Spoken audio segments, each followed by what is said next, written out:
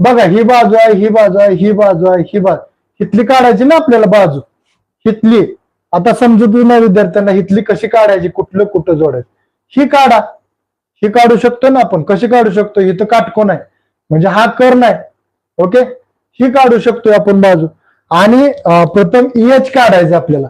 EH काढूया, कर्ण वर्ग काय सूत्र आहे, हा कर्ण झाला. आता कर्ण वर्ग बरोबर पाया वर्ग अधिक उंची वर्ग किंवा बाजू वर्ग ह्या सूत्रात किमती टाकायच्या.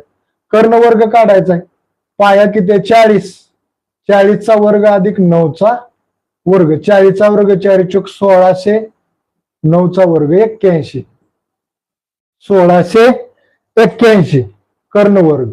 ओके, 1681 चा वर्गमूळ किती येत आहे 41, हा 41चा वर्ग आहे.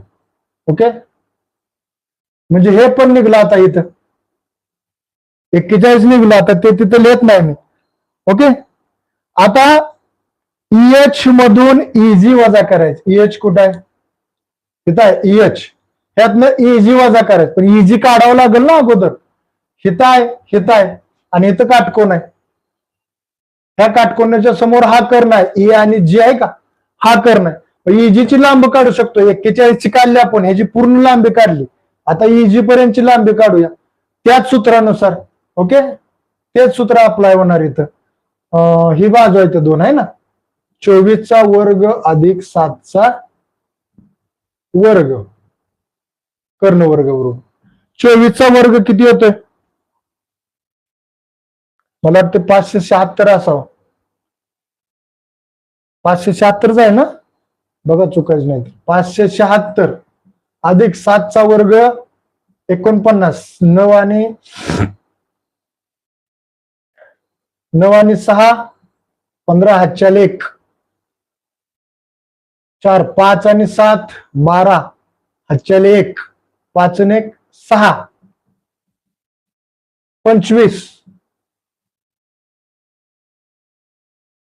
कर्ण वर्ग बरोबर 625 आणि कर्ण बरोबर 25. ओके, आता इथली निघली बाजू E आणि G निघली. आपल्याला काय काढायचं GH, मगच आपण परिमिती काढू शकतो. मग इथली बाजू आहे 41, त्याच्यातनं ह्या 41 मधून हिथून इथपर्यंतचं अंतर आहे 25, ते वजा करा. 11तून 5 गेले 6, इथे राहिले 3, 3तून 2 गेले 1, म्हणजे हे जे आले आता 16. ओके, हे पण गावली. आता आपण परिमिती काढू शकतो. परिमिती म्हणजे सगळ्या बाजूंची बेरीज. 24 9 खाली आहे 40, इथं आहे 7 आणि ही निघली 16.